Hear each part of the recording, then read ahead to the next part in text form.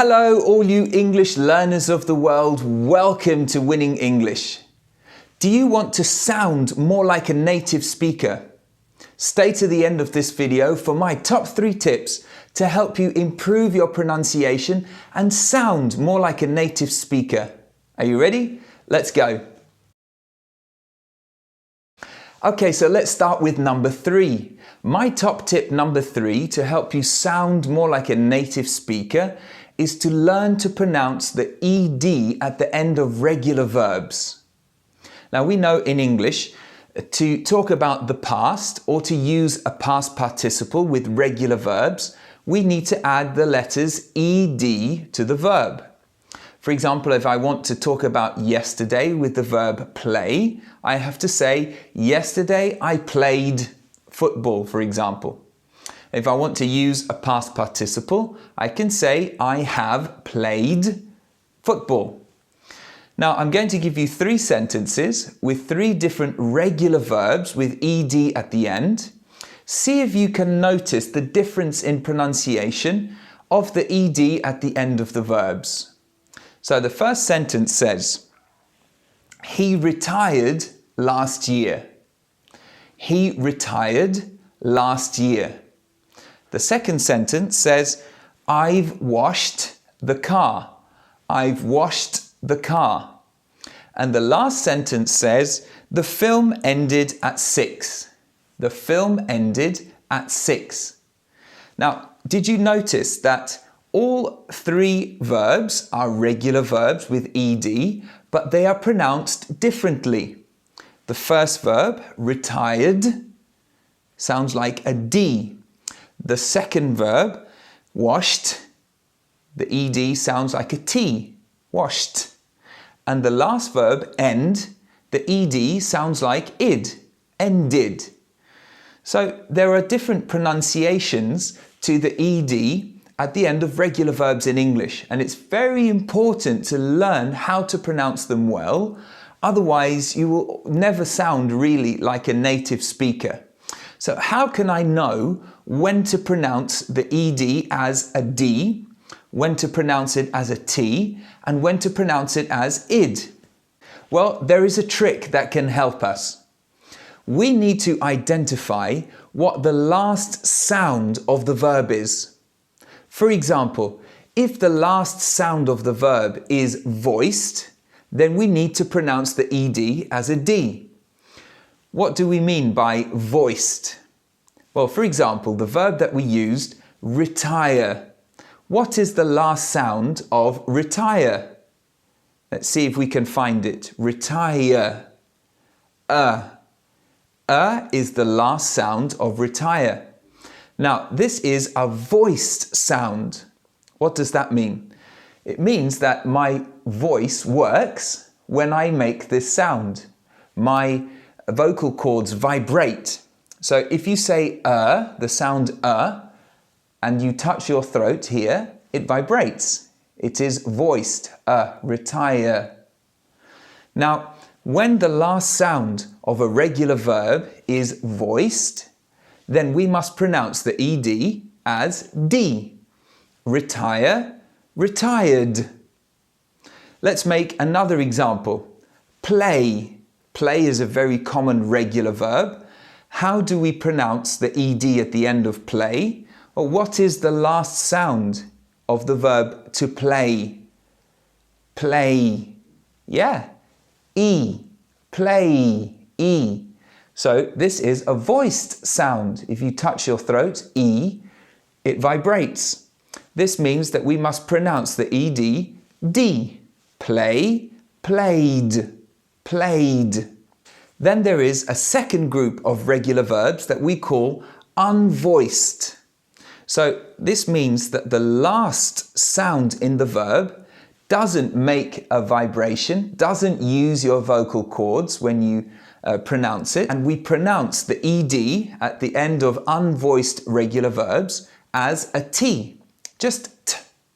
Let's make an example. So we use the verb wash. What is the last sound in wash? Yeah, it's sh, sh. So is this a voiced sound? No, We don't vibrate here, we don't use our vocal cords, so we call it an unvoiced sound. Sh. This means that the ED is pronounced t. Washed.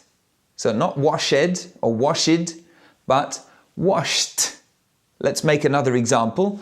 The verb work. Work. What is the last sound of the verb work? Yeah, it's k, k. This is an unvoiced sound because we don't use our vocal cords to pronounce or to produce this sound.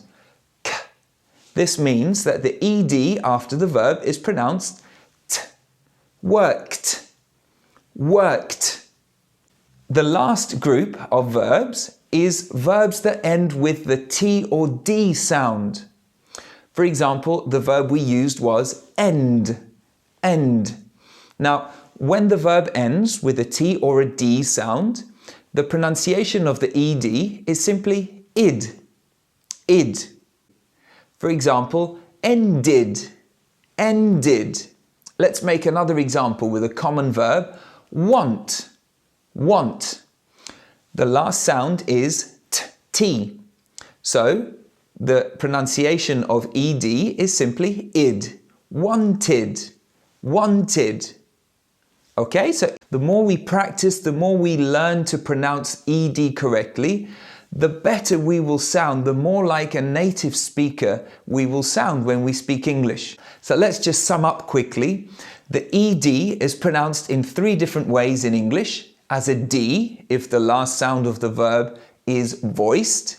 As a T, if the last sound of the verb is unvoiced. And as id, if the last sound of the verb is a T or a D.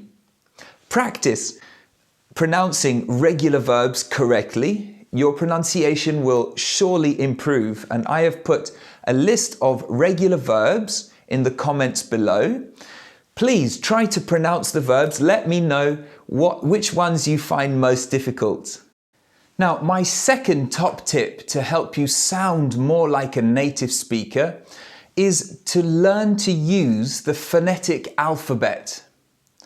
Now, the phonetic alphabet, or IPA, International Phonetic Alphabet, is like a code that can help you to unlock the pronunciation of English words. And you can find this alphabet online with correct pronunciations. You can also find audio recordings of the phonetic alphabet, and I have put some useful links in the comments section. So what is the phonetic alphabet? Basically, it is a series of symbols that help you to identify the correct pronunciation of English sounds. Let's make a couple of examples. Look at this symbol. This is a letter of the phonetic alphabet, and it corresponds to the sound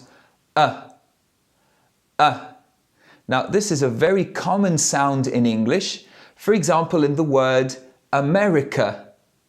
So we don't say America, we say America.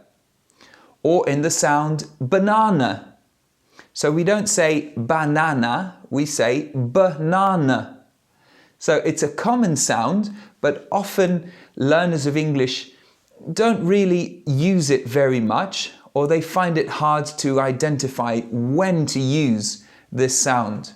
But if you learn the phonetic alphabet, you will find this symbol next to the dictionary definitions of the words that you are learning, and you will pronounce them correctly. Another example is this symbol here, which corresponds to the sound ng, ng, which is a strange sound. It's the back part of my tongue touching the top of my mouth, and it makes a sound like an N, but it is at the back of my mouth, not at the front. So when I usually pronounce an N, for example in the word no, the front part of my tongue touches the top of my mouth, no. But when I use this symbol in words such as sing, The back part of my tongue touches the top of my mouth and I say sing, sing. You see, it stops the air from coming out, but I use the back part of my tongue, not the front part. Let's make another example. The word long, long. You see, I don't say long, lon with the front part of my tongue. I say long with the back part of my tongue. Now, if we learn the phonetic alphabet, this can help us to improve our pronunciation very much, even if we are learning on our own. Okay, are you ready for my top tip number 1 to help you sound more like a native speaker? My top tip number 1 is to learn how to link sounds, join up sounds when you speak. Now, English people, American people, native speakers, they tend to link words together when they speak quickly, when they speak fluently. There are several ways in which English, American, native speakers do this. Let's look at 2 examples. For example, when a word ends with a consonant sound and the next word, the following word, begins with a vowel sound, we can join these 2 words together.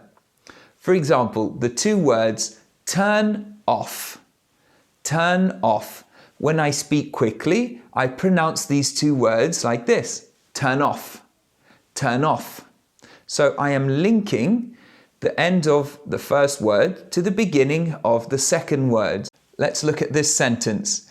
Can I have a bit of egg? Can I have a bit of egg? Can you see how we join the words together? Can I have a bit of egg? All right, so if you learn how to join words together in this way, you will understand native speakers better, and you yourself will sound more like a native speaker when you speak quickly. It takes practice, but it's worth the effort. There is another way in which native speakers join words together.